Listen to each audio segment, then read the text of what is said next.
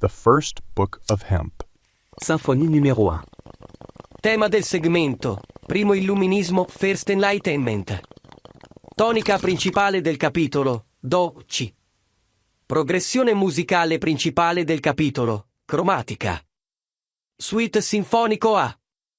2 cantilena, largo con motivo eterno. Seminari semi della libertà. Compositional form, Chapter Sharp 2. Traditional form, Chapter 5. Restoration of legacy.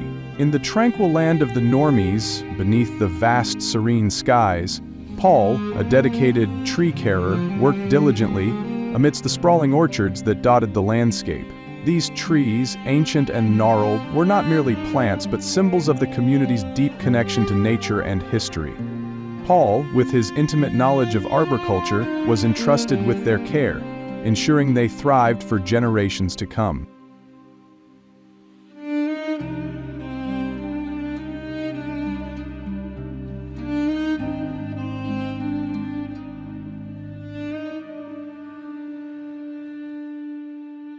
However, since the passing of his mother Marav a few years ago, Benjamin, Paul's son, had been drifting.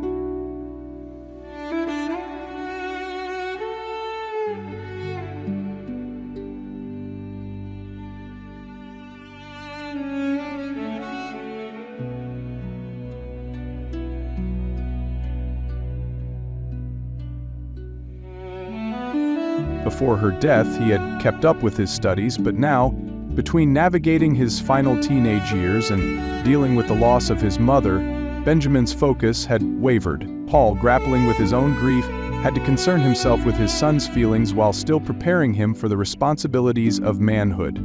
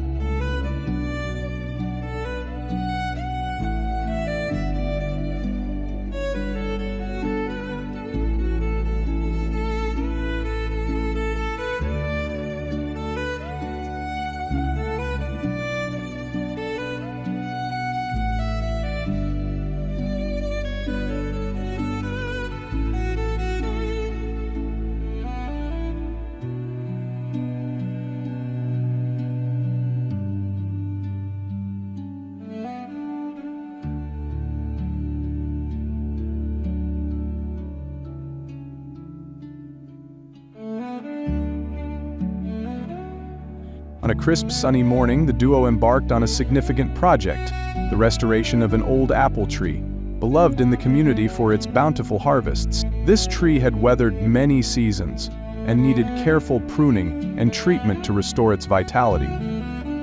As they worked, Benjamin's lighter spirits contrasted with the gravity of the task. He jovially tossed rotten apples at random targets, laughing as they splattered against the ground. His laughter, though infectious, was not appropriate for the solemnity of their work, especially today.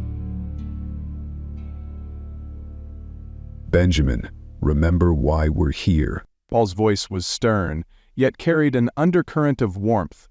This tree feeds families, brings joy. We must treat it and our work with respect.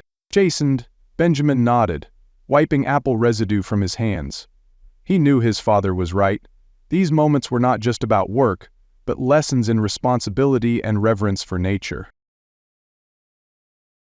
To lighten the mood and renew their bond, Benjamin began to sing. It was an old tune, one that Paul had hummed during long afternoons in the orchards since Benjamin's childhood. The melody was simple but carried the weight of many shared experiences.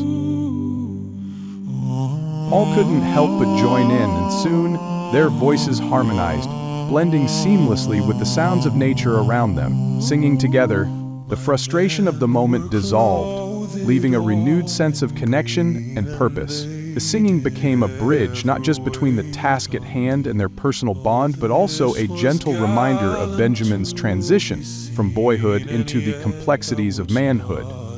As they sang, Paul saw not just the boy who threw apples, but the young man who was learning, slowly and sometimes painfully, what it meant to care for something greater than himself. Their voices carried across the fields, a soft echo of tradition and hope, as they returned to their task, now with a shared rhythm. This project was not only about restoring an old tree, but nurturing growth in Benjamin, preparing him to one day assume the mantle of caretaker of the orchards, and perhaps the land of the normies itself.